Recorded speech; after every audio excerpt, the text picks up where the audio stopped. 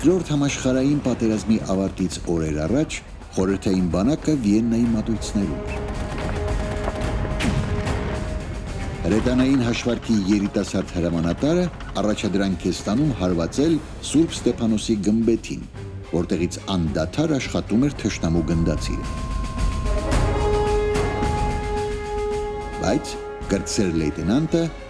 2 անգամ վրիպում է։ Եվ ինչպես հետագայում ինքն է գրում իր կենսագրականում, միայն բալիստիկայում իմ կատարյալ անտաղանդ լինելու շնորհիվ է Սուրբ Ստեփանոսի գմբեթը մինչև օրս կանգուն։ Եվ ես դրանով հպարտ եմ։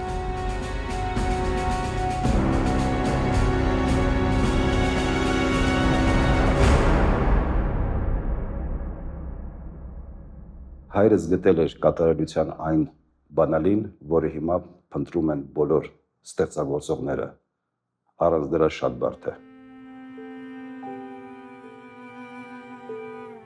У меня были встречи с великими людьми. У меня есть женщины, у меня есть друзья. У меня есть бывшие друзья. У меня была даже медаль за отвагу. И все это вместе взятое дает мне возможность написать объемную книгу.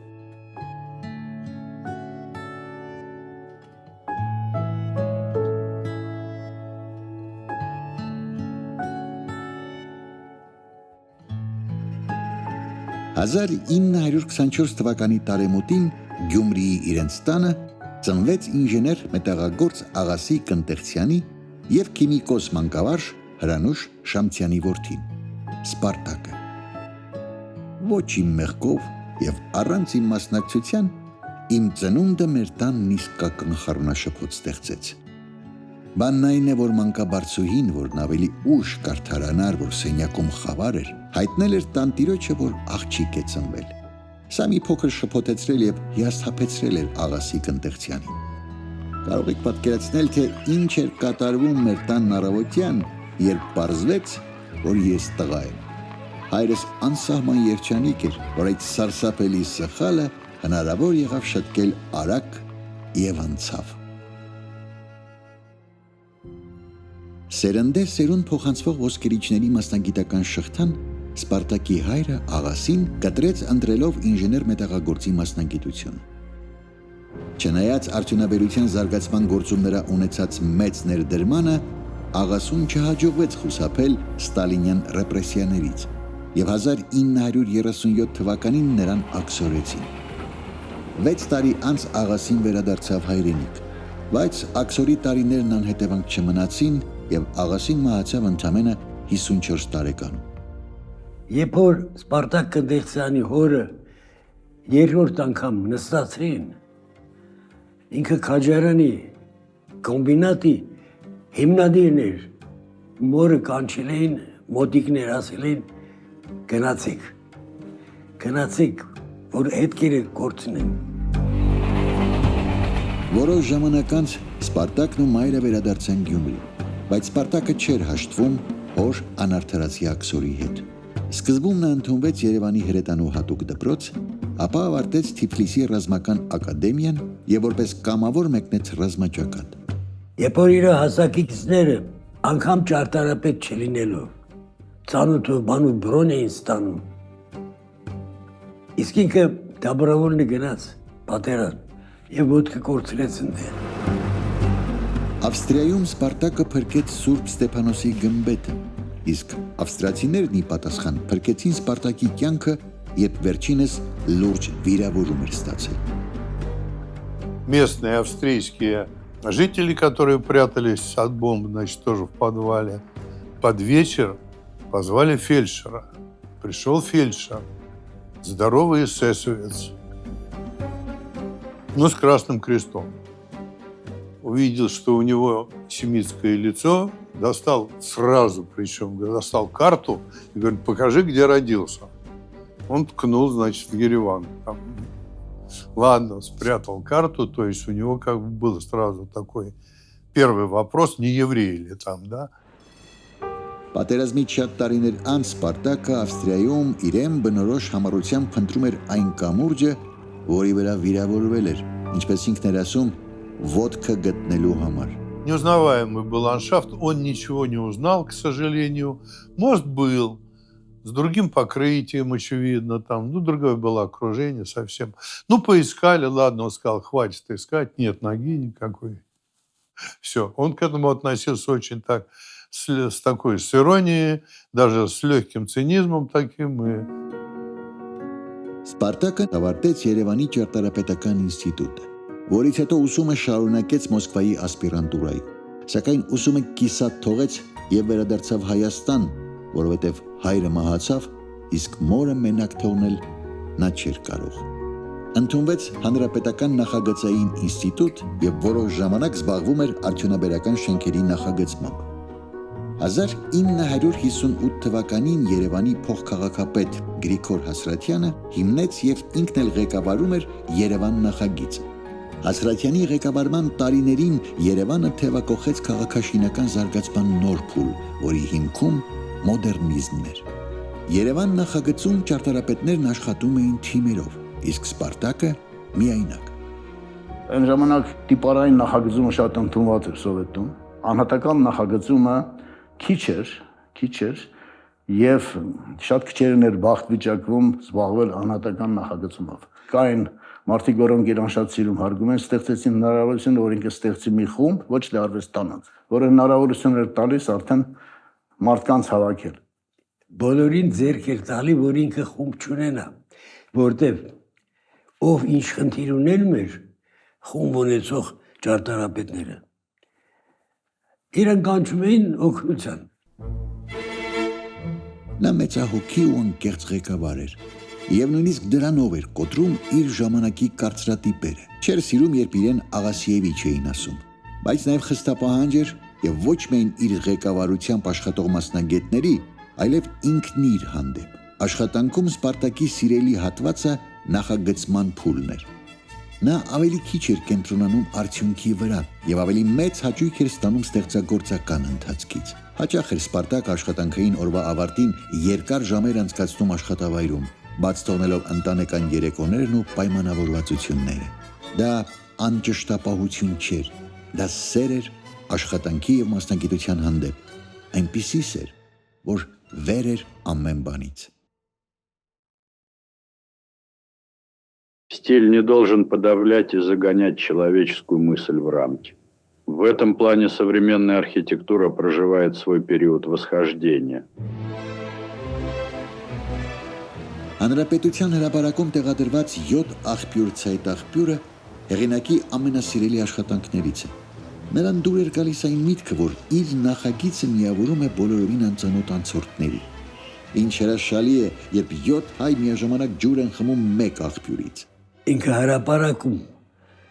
բուլբուլակ դնելուց մտածել է առնամենտը չի աշխատի, պետք է ինքը դառնա առնամենտ, որ մասշտաբը հրապարակը բաց տարածումն է, բայց այդ բուլբուլակը շատերի նախագծած շենքերի հետ չեն փոխի։ Արդեն 60-ական թվականներին Հայաստանում ազգային ճարտարապետությունը սկսում է խոսել մոդեռնիզմի լեզվով, որ գերակշռում էր պարզությունը, ազատությունն ու թեթևությունը։ Այսպիսի ներքին ոգևորությամբ ու նվիրվածությամբ մեկը մյուսի հետևից ծնվում էին նախագծեր, որոնք պիտի դառնային երևանյան իրականության անբաժանելի մասն ու ամբողջացնեին ծաղկող քաղաքի մոդեռնիստական պատկերը։ Այդպիսի նախագծերից էր ազգային ճաշատեսակների ռեստորանը։ Սպարտակն այս նախագիծը պատրաստել էր ժամանակին մեկ այլ տաղանդավոր ճարտարապետ Թելման Գևորգյանի հետ։ Կառուցվելու էր ռեստորանը Հրազդան գետի աջ ափին Սարավանդի թեքությամբ։ Սա մի բարդ համալիր էր նախատեսված 600 այցելուի համար։ Мы делали рабочие чертежи и успешно сдали в срок. К сожалению, проект не был осуществлен, и вот так получилось. Однако чертежи, проектная документация сохранилась. И мне кажется, что она вовсе не устарела и должна быть востребована. Երևանի մետրոպոլիտենի Բաղրամյան կայարանն է, այն ժամանակ Սարալանջի։ Սպարտակն այն նախագծել է ճարտարապետ Ալբերտ Զուրաբյանի հետ։ Ամեն բան մտածված է այնպես, որ պահպանվի միջավայրի ներդաշնակությունը եւ կանաչ տարածությունը։ Սա ճարտարապետական հետաքրքիր ու անսովոր լուծում էր, որով միաձուլվում էին երկու հակադիր աշխարհներ՝ փողոցի ասֆալտն ու այգու կանաչը։ Բայց արդյոք սա զուտ ճարտարապետական լուծում էր։ Սպարտակը լուրջ մտաբախություն ուներ, որ խորհրդային ճարտարապետությունը կտրված է համաշխարհային կոնտեքստից։ Նույնիսկ այլ մշակույթների հետ շփումը սահմանափակող այդ ծանր վարակույրներից այն կողմ, նա զգում էր ժամանակի շունչն ու օդից որսում կատարվող փոփոխությունները։ Երևանը այդ տարիներին շատ ազատ քաղաք էր։ Զարմանալի է, դժվարանում եմ ասեմ դրա դիալեկտիկան որտեղ է թաքնված։ Ազատ էր։ Ու մենք երջանիկ էինք։ Երջանիկ էինք, որտեղ ապրում էինք ապագայով, մենք ճարտարապետներս, որովհետև ապրում ենք ֆանտաստիկ քաղաքում, Երևանում։ Չիրականացվեց նաև մեկ այլ անսովոր լուծումներով կառույց՝ երկու սրահով մանկական կինոթատրոնը Երևանի սրտում։ Այստեղ հնի պահպանմամբ նորը ստեղծելու եւ այդ երկուսի միաժամանակյա համահունչ գոյությունն ապահովելու խնդիրն էր դրված ճարտարապետների առջև։ Ասեց Զադումով մի հատ բան կա, կանեմ եւ արեց Ձեցկի կինոթեատր երկու դահլիճով։ Եթե դա կառուցվեր, այն վաղ տեսնայինք երկու դահլիճով կինոթատրոնը ոնց են անում։ Այն փոքր հին տներ կային սև քարից, մի արկանի, երկու արկանի, այդտեղ ինքը դեղ դնում էր կինոթատրոնը այդ հին տները թողնելով։ Գլխավոր պողոտայի վրա մի հատված կար դեպի Կոնդ արդեն, որ մոտենում ես, այսօրվա դա Արամի փողոցն է։ Այդտեղ հիմա բարձրահարկ շենքեր են։ Այնտեղ պահպանված էր մի 3-4 փոքր տնակ եւ մի նախագիծ էր արել Սպարտակ Կնդեղցյանը, որտեղ այդ կառույցները մնացել էին իրենց վրա կախված ծավալների տակ։ Եվ նա դրանով ոնց որ ինչ որ մի համերաշխության այսպես մի քայլ էր ավելի հին փոքրածավալ կառույցների եւ արդեն մեծացած բազմահարկ Երևանի միջև։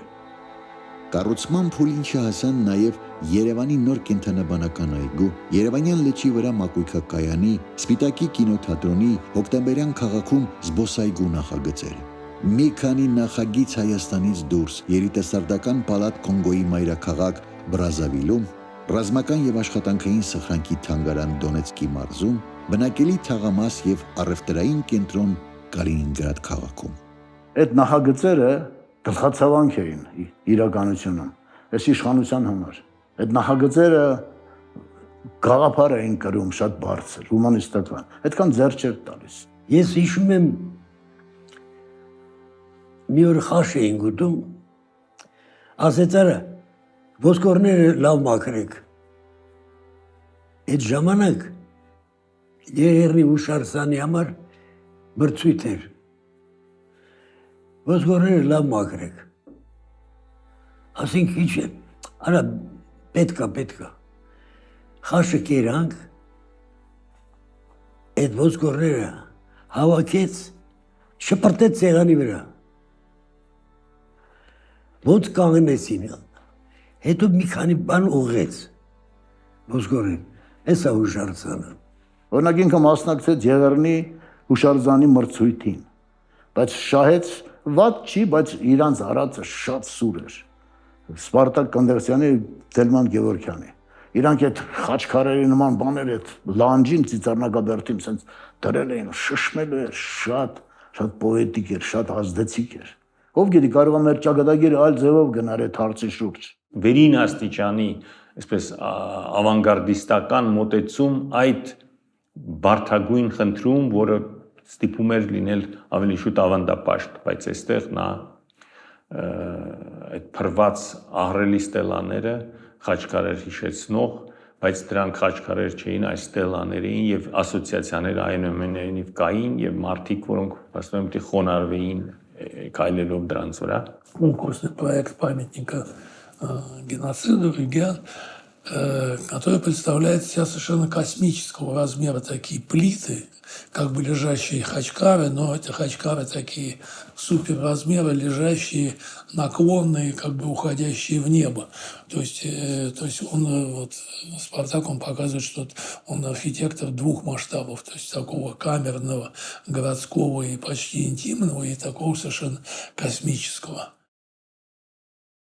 Если тебе удается реализовать хотя бы один или два любимых проекта, значит, ты исполнил свою роль. Սպարտակ Կնտեղցյանի բազմաթիվ աշխատանքների շարքում կա մի նախագիծ, որն իր առանձնահատուկ տեղն ունի որպես նրա ճարտարապետական փայլուն մտքի եւ նորարարության արտահայտություն։ Մեջտեղ են գալիս Երևան քաղաքում շատ նոր տեսակի իրենց բնույթով տարածքներ, որոնք կարելի է ասել, որ ճարտարապետական եւ քաղաքաշինական առումով շատ նուրբ ձևով են ներթափանցում քաղաքային հյուսվածքի մեջ կամ գոյություն ունեցող արդեն ճարտարապետական տարբեր կերպարներ ունեցող կառույցների մեջ, բայց փոփոխում են ամբողջ փիլիսոփայությունը քաղաքի։ Մոսկվա կինոթատրոնի ամառային դահլիճի նախագծման աշխատանքները սկսվեցին 1964 թվականին։ Ինձ համար, ճիշտն ասած, ամենաայդպես վառ կառույցը, որ արտահայտում է այդ էպոխայի, այդ ժամանակաշրջանի մտածողությունը, դա ամառային կինոթատրոնն է։ Սպարտակ Կնդեղցյանի եւ Թելման Գևորգյանի կողմից նախագծված եւ կառուցված։ Մեկ էլ անսպասելի դուռը բացվեց, քաղաքսովետի նախագահան մտավ բոլորս վեր թռան, Սպարտակը գրիշա ասեց նրան, հասակակիցներին, նու մոտ, Սպարտակ ջան, դե ցույց տուր,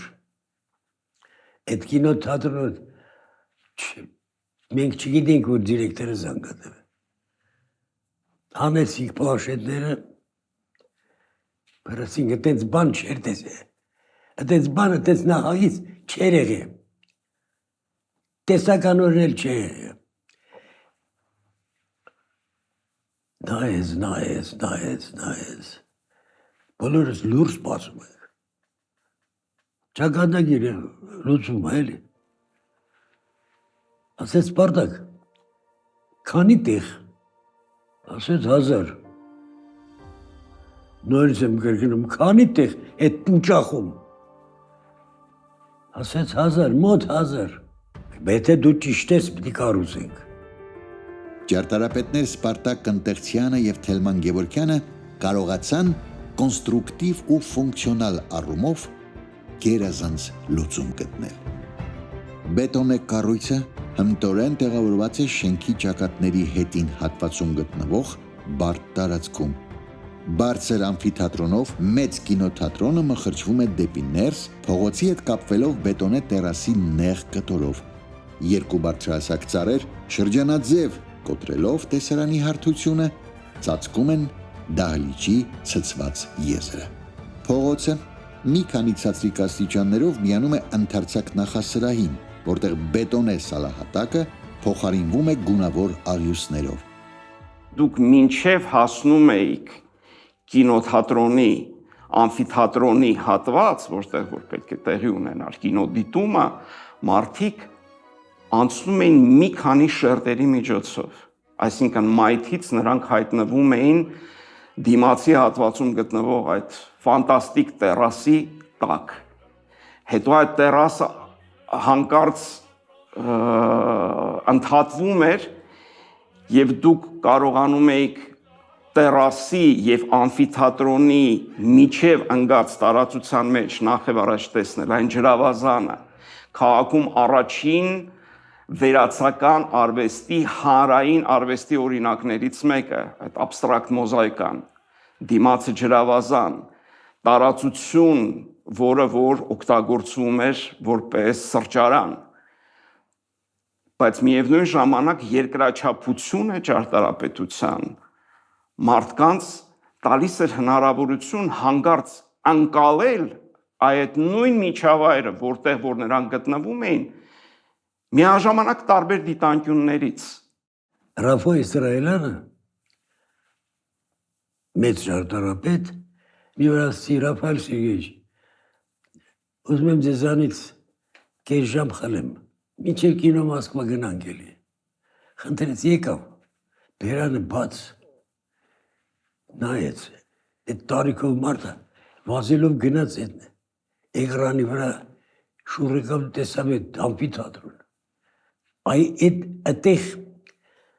շատ կարևոր բան ասեց, շատ ազգային է, որովհետև ինքը գաղտնիքն է գտե, ինքը տարածության հետ է աշխատում, ինքը օդից նյութասարք է։ Ամենից ամուրացը դա Սպարտակ Կնդղցյանի ստեղծագործության այն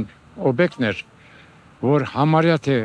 հնարավոր չէր լուծումներ գտնել ամառային կինո Մոսկվայի շենքներ։ Սպարտակ Կնդղցյանը իր ոչվածության ուժով այնպիսի լուծումներ գտավ, որ դա մնաց մեր շերտագրության պատմության մեջ քաղաքի յուրահատուկ օբյեկտներից մեկը։ Դահլիճի կառուցումն ավարտեց 1966-ին։ Նախագիծն արժանացավ Կոմունիստական երիտասարդական միության առաջին կարգի մրցանակի։ Оно было вообще так неожиданно, так важно и вообще настолько не похоже на все то, что не то что в Армении или в Москве, вообще во всем Советском Союзе. Это, на мой взгляд, абсолютно совершенно гениальная вещь. Вот. Она, во-первых, как скульптура, во-вторых, она так ловко въехала в этот самый тесный двор. Поэтому я не знаю, я думаю, что для Еревана это все-таки было такое позитивное событие. Հայտնի ճարտարապետ, աշխարհարչակ ճարտարապետ Կանդիլիս։ Ես նրան ուղեկցել եմ ստեղ Հայաստանում։ Գեղարդը շշմել էր եւ կինո Մոսկվան։ Եվ Գեղարդի ու կինո Մոսկվայի մեջ հարազատություն գտավ։ Մեծ պրոֆեսիոնալ էր։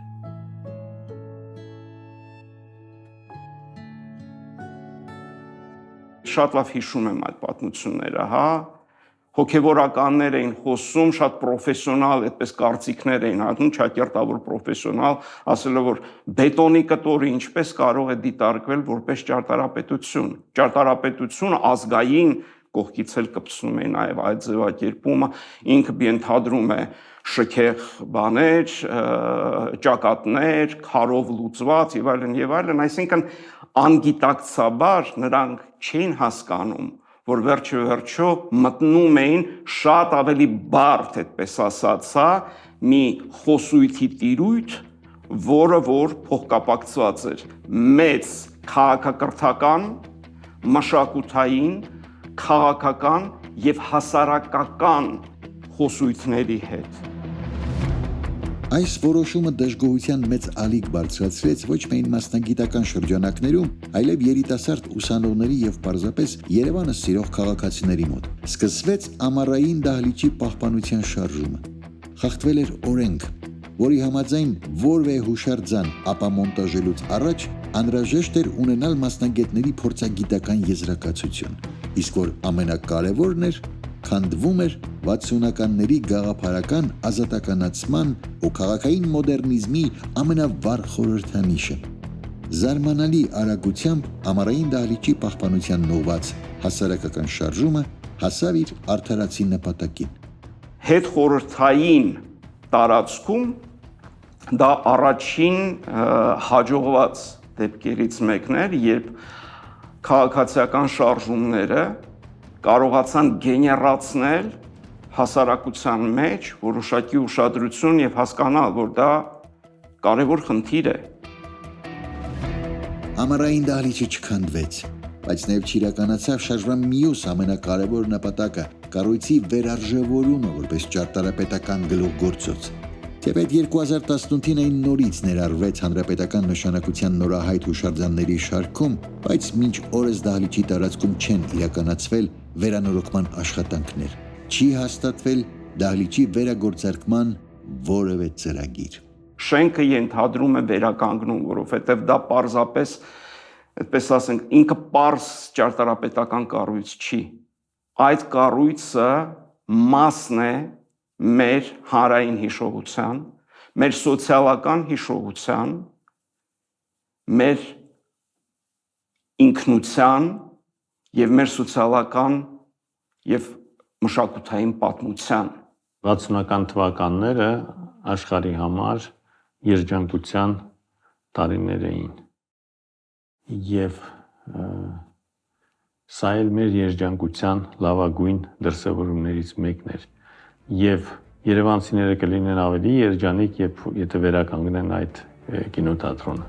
Վերականգնելու փորձ արվել է թվային տարբերակով։ Սպարտակի որդում Աղասիկ Ընտեղցյանի նախաձեռնությամբ արխիվային նյութերի, լուսանկարների, տեսագրությունների վերլուծության, գծագրերի եւ կառույցի կանգուն հատվածի չափագրումների հիման վրա ժամանակակից տեխնոլոգիաների միջոցով վերականգնվել է ամառային կինոթատրոնի 1980-ից 85 թվականներին ունեցած ամբողջական տեսքը։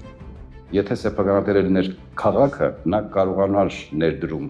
անել ճարտարապետական հուշարձանի մեջ եւ բացել նրա դռները հանրության համար, ուղղակի ներդրում անել մշակույթի մեջ։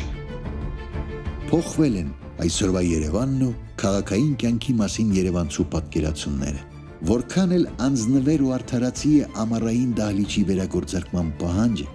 ակնհայտ է նաև, որ այն պիտի հագեցվի նոր գործառույթներով։ Любовь – это разновидность пьянства. Только после того, как человек выпьет 2 стакана, у него появляются аппетит и жажда, и он начинает опрокидывать стакан за стаканом. Կարինեն, Լիլիայի ընկերուհին, ամեն անգամ Մոսկվայում նրան հանդիպելիս հիացմունքով էր պատմում Սպարտակի մասին։ Ասում էր, Երևանի ամենահետաքրքիր տղամարդն է։ Ի վերջո Լիլիան տեղի տվեց, ով է այդ Սպարտակ Ընտեղցյանը, որին ինքը չի ճանաչում։ Այն շենքում, որ բնակվում էր Սպարտակն իր մոր հետ, մի ծանոթ երիտասարդ գտնվեց։ Մեկ էլ ինձ զանգեցին Լիլա, իջնում է աստիճաներից, մեկ էլ Սպարտակին տեսա, ասի Սպարտակ, մի հատ աղջիկ կա, քեզանով հետաքրքրվում է։ Ես Սպարտակին էլ այտենց բան ասեն, ասել է համարը տուր։ Մեկ էլ ինձ զանգ տվեց, ասեց, я Спартак Ընտեղցյան, хочу с вами встретиться։ Լավ ասեցի, իրոք ես ուզել եմ գնամ ծանոթանամ։ Հա, ասեց մենք կհանդիպենք հրապարակում իմ 7 աղբյուրի մտքում, ասի իմ 7 աղբյուր, հələ սրան նայի, էլի, իր թիթիզանում է։ Եկա հանդիպմանը, որ չտեսա իրան, մտքումս ասի, աստված իմ, էս ով է գալի։ Ասեցի, Լիլա, էս ինչ սխալ բան ես դու արել, էս ում հետ ես հանդիպում։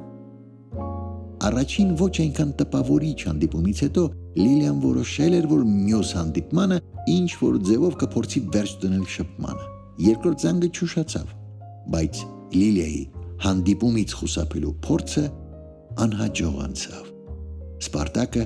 կռահել էր նրա մտքերը։ Ինք ասեց, գիտեք ինչ, եկեք ես իմ ընկերոջ հետ պայմանավորվել եմ, գնանք իրանց տուն, ժամանակ անցկացնենք։ Մտքումս ասի, լավ, ես էլ դիմանամ գնամ, հետո հետ գալուց կասեմ, որ ինձ զանգ չտա։ Երբ Վիգենի եւ Լյուդայի երեխաները քնեցին, երեկոն լցվեց ռոմանտիկ երաժշտությամբ։ Սա ամենայն հավանականությամբ նախապես լավ մտածված սցենարի մի մասն էր։ Սպարտակը Լիլիային բարի հրավիրեց։ Մտքումս ասի, այ մնացել էր քեզ հետ բարեի, որ ինքը մոտեցավ ինձ ու գրկեց բարեցինք, ինչ որ եղավ, այդ պահին եղավ։ Լավ մարդու, բարի մարդու, մաքրության հոտ եկավ իրանից։ Ու ես ինքս ասի, Լիլա, ես ինչ ռեակցիա էր։ Հետո ասի, լավ է, կանցնի։ Նրանց ամուսնությունն էլ ողջ համատեղ կյանքի նման անսովոր էր, առանց ավելորդ ձևականությունների ու ճոխությունների։ Լիլիան ընտանիքի անդամների հետ հյուր էր եկել Սպարտակին եւ այդ օրվանից պարզապես մնացել էր նրանց տանը։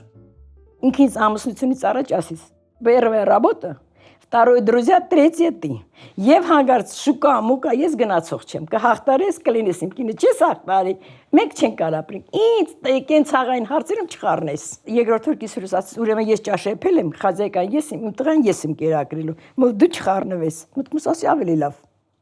Գերանք բրցանք, ասեցի հիմա երևի Սպարտակը մի հետաքրքիր բան ինձ կասի կամ տեղ կգնանք։ Մեկ էլ ասեցի մամա նարդին բեր։ Եվ այդպես ինակ ամեն օր մամայի հետ նարդի էին խաղում։ Ուղիղ մի տարի ես գործից գալիս եմ տուն, ինքը մամայի հետ նարդի է խաղում։ Իմ հոգեկանը պատկերացրեք, ես մտքում ասեցի Աստված իմ, ես ինչ սխալ բան արեցի, ես ուր եմ եկել։ Նարդի խաղալու եմ եկել տեսնեմ։ Ինձ համար մահ էր դա։ Այդ քանի քիչ է, մորաքույր ուներ դոխիկցության, որին շատ սիրել եմ։ Նա էլ էր գալիս տեղ, հյուր։ Հիմա էլ խաղում էր դոխիկ ծոցա հետ նարդի։ Ես նարդին ատում եմ մինչև այսօր։ Ես որ նարդի ձայնը լսում եմ, հիշում եմ այդ պատմությունը։ Если человек завел друзей, никогда не должен их забывать, потому что они частицы его самого. Սպարտակն ընտանեկան հավաքույթներն առանձնապես չէր սիրում։ Բայց տարվա մեջ կար մեկ օր, երբ նրանց տանն էին հավաքվում բարեկամները, ընկերները, ընկերների ընկերները, մի խոսքով բոլորը, եւ խնջույքը ձգվում էր մինչև լուսաբաց։ Դուրը բացում էր Սպարտակի մայրը, համեցեք ամբողջ քաղաքը, էլիտան քաղաքի, լցում էր Սպարտակին տուն։ Մայրս սկսում էր այդ պատմությունը մոտարապես 1 շաբաթ առաջ, որտեղ մեր տուն գալիս էր մոտարապես մի 50-ից 70 հոգի մարդ, ես էլ փոքր լինելով բնականաբար այդ ամեն ինչից օգտվում էի ու վերջում ամսի 29-ի երեկոյան մաման թխում էր այն տորտը, որ իմ համար պապայի ծնունդը այդ տորտն էր։ Դեկտեմբերի 30-ին միշտ ամբողջ խումբը իր տան էր այդ ծնունդի օրը եւ խումբը պլյուս էլի մարդիկ քանդակագործ ճարտարապետ բանը ամբողջ գիշերը եւ ուտում այդտեղ ճարտարապետության մասին խոսքը այդ սեղանի շուրջ գիշերը Все тянулись к Спартаку пообщаться в непринужденной обстановке интеллекта и юмора. Здесь были не только архитекторы, но и скульпторы, художники, музыканты, писатели. Իմ ընկերներ ասում են, երբ այդ օրը գա մի տարի սպասում էին, որ գան այստեղ հավաքվեին։ Մի շողիկ կա ճարտարապետ մի հատ, շողիկ ժամը 12-ին կինը իր տան գործերը անում էր վերջացնում էր, 12-ին գալիս էր մեր տուն։ Նույնն էլ Իգիծյանը ժամը 12-ին գալիս էին, մինչև առավոտ։ Էնպես ուրախություն էր, էնպես քեֆ էր այստեղ, ես բացատրել, ծիծա, ես զարմանում եմ, որ հարևանները ոնց են դիմացել մեր այդ հավաքներին։ Շատ հետաքրքիր էր անցնում։ Փոքր տարիքում այդքան չէի հասկանում այդ խոսակցությունը, բայց այդ ամբողջ օրան, որ սա գալիս էին, խոսում էին ճարտարապետության մասին, մինչև առավոտ քննարկում էին ինչ-որ թեմաներ, շատ էմոցիոնալ, շատ զիլ բան էր դա։ Աղասին ծնվեց 1977-ին, երբ Սպարտակն արդեն 54 տարեկան էր։ Երեխայի խնամքով զբաղվել բնականաբար չէր հասցնում, բայց դաստիարակության հարցում յուրօրինակ մոտեցումներ ուներ։ Եվ մեկ էլ որ դպրոցական էր 6-7-րդ դասարանում ասում էր աղասիկ հակնևի գնում ենք Վիգեն ձյաձայից տուն, ասում է Սպարտակ, ես գիտեմ ինչ ֆիլմեր պետք է նայեք, բաց ֆիլմեր պետք է նայեք, այդ երեխան անցման շրջանում պետք չի, ոչ, իմ տեղեմ պետք է սեքսել նայի, ծեծուտի, գողընկեր ունենա, սիգարետ ծխի, միլիցիա անգնի, իմ տղեն է տենց պետք է լինի։ Սպո ասում եմ զբաղվի հետ եմ մի քիչ ճարտարապետությունից խոսի, մի բան արա։ Ասում էր, если есть мои гены, и вообще гены существуют, все будет в свое время. Եվ այդպես էլ եղավ։ Տարիքը չէր խանգարում Սպարտակին լինել անկանխատեսելի, համարձակ, երբեմն նույնիսկ զվարճալի։ Մի անգամ մորս հետ ես մայրս հայրս փողոցով գնում ենք, նույն դեպքը տեղի ունեցավ, երբ որ ինչ-որ մի մարդ մտածեց, որ հայրս դա պապիկն է, մայրս իր դուստը եւ ես իր թորնիկը, քանի որ մորս ու հորս մեջ էլ բավականին մեծ տարբերություն կար ողջ 20 տարի։ Շատ հետաքրքիր դրվագ էր մեր ընտանիքի պատմության մեջ հորս մեքենա բարելը։ Սկզբից դա կարմիր զապարոժներ, բեժ կուպե սալոնով, բավականին արագ էր հայրս գյուղով քշում եւ մեր դիմաց հանկարծակի դուրս եկավ սայլ, ինչ որ մի հատ ծերուկով, որը որ սայլի վրա էր եւ տարբերակ չկար, ճանապարհը բավականին նեղ էր ու այդ ամեն ինչը վերջացավ Ընդրանով, որ մենք մեքենայի մեջ բոլորս ճճում էին, գոռում էին, որ հեսա մտնելու ենք այդ սայլի մեջ, բայց հայրը շատ հանգիստ թեքեց մեքենան գյուղական պատի վրա եւ այդպես էլ նույնպես իջավ ու տենց դեմքի արտահայտությունը, որ այդպես էլ պետք է լիներ։ Մի անգամ, երբ որ պետք է ինքը գար մորաքույր Գենիայի տուն եւ վերցներ մեզ այնտեղից տաներ տուն, ստացվեց նենց, որ ինքը ոչ թե եկավ տան մոտ կանգնացրեց մեքենա, այլ քանդեց պատը ու մտավ հյուրասենյակ։ Տարիքային մեծ տարբերությունն էր պատճառը, թե Սպարտակի զբաղվածությունը կամ գուցե երկուսը միասին, բայց հայր ու որդի ընկերությունն այդպես էլ չհասցրեց ձևավորվել։ Չեղան նաև մասնագիտական շփումներ ու զրույցներ, քանի որ նույն տարում, երբ աղասին ընդունվեց ճարտարապետական ինստիտուտ, Սպարտակի առողջական վիճակը վատացավ։ Նրա հետ աշխատելու գուցե շատ բան հասկանալու ցավոք սրտի հնարավորությունը մոտս չեղավ, որտեղ երբ որ նա գնաց ես ընդամենը 19 տարեկան էի, սովորում էի ճարտարապետական ինստիտուտի առաջին կուրսում, եւ ճիշտ ասած ավարտելուց հետո մի անգամից ես մեկնեցի Մոսկվա, որովհետեւ ցանկանում էի ինքս ինձնով կայանալ որպես մասնագետ։ Ճարտարապետական ինստիտուտի այն ուսանողներն, ովքեր լսել էին Սպարտակի մասին, երազում էին հենց նրա արվեստանոցում հայտնվել։ Նրա ղեկավարությամբ աշխատել է նման էր կրթությունը մեկ այլ, ավելի խորքային մակարդակում շարունակելու։ Ինքը ամբողջ ճարտարապետությունը սկսած են Եգիպտոսից մինչև մեր օրերը անգիր գիտեր։ Ու այնպես էր վերլուծում ինքը, որ ոչ մի դասախոս, ոչ մի տեսաբան երբևիցե չեմ լսել, որ այդպես կարողանա վերլուծի։ Նա բացահայտում էր ճարտարապետության կապը մարդկային հարաբերությունների, լեզվի, պատմության հետ, ցույց էր տալիս գծագրերի ու տարածական պատկերների ստվերում թաքնված գաղտնիքները։ Նա վարակում էր իր շրջապատին հայրենիքի, հողի սիրով, թեև հայրենասիրությունից երբեք չէր խոսում։ Խորհրդային միության փլուզումից հետո, ինչպես շատ այլ, այնպես էլ ճարտարապետության ոլորտում մասնագետների զբաղվածության լուրջ խնդիր առաջացավ։ Չկային պետական պատվերները, անհատական գործունեությունը մեծ միջոցներ էր պահանջում։ Սպարտակ Կնդեղցյանն աշխատանքի անցավ նորաբաց ցայգ ընկերությունում, որը հիմնել եւ ղեկավարում էր երիտասարդ ճարտարապետ Լևոն Վարդանյանը։ Որ այսպես ասած դու խավակեցի ու իջա ներքև գնացի տեսակնդեղցյան Սպարտակին, ծանոթացա եւ այլն, ու ասեցի, որ ես այս շենքում 7-րդ հարկում իմ կոոպերատիվն է, ասեցի ունեմ տարածքներ մայստրո, եթե կցանկանաք կարող եք գալ իմ մոտ, որտեղ լույս կա, որտեղ երկու տեղից ես հոսանք էի միացրել, ջեր տաք է, վերանորոգված եւ այլն։ Կնդեղցյանը ոչմ ասեց շնորհակալ եմ, բայց ես որ գամ, ես իմ հին սեղանով պետքա գամ, այն սովետական շրջանի, ասի մայստրո, թեզ ինչպես դու կուզես, ոնց ուզում ես։ Նա իր սիրելի սեղանի շուրջ աշխատեց մինչև 1996 թվականը։ Երբեմն Մոսկվայաբնակ ընկերների կողմից աշխատանքի առաջարկներ էին լինում։ Ծանր տարիներ էին։ Սպարտակը մեկնում էր աշխատում, բայց միշտ վերադառնում էր տուն։ Ես հետո իմացա, ահագին մի 2-3 ամիս անց, հենց աշխատավարձը ստանում էր, ինքը վեր կենում, գնում էր կինո Մոսկվա այնտեղ, ու ում գտնում էր, որ պետքա օգնել նկարիչներից եւ այլն նկարիչների միության հետ դիմաց սրճարանի բան։ Ինքը բոլորին օգնում էր, փող այսինքն բաժանում վերջացնում էր, ու ինքը իրանից գող գնում էր տուն, առանց ֆինանսների։ Նա կարող էր անverջ վերլուծել, բացատրել, թե ինչն ինչից է եւ ինչու։ Եվ ինքն էլ խոսելիս ամփոփվում էր դառնում հենց այն նյութը, կառույցը կամ հուշարձանը, որի մասին պատմում էր։ Եվ զրույցը դանդաղ վերածվում էր մենախոսության, վստահ, սահուն, բազմաբովանդակ։ Я всегда вспоминаю слова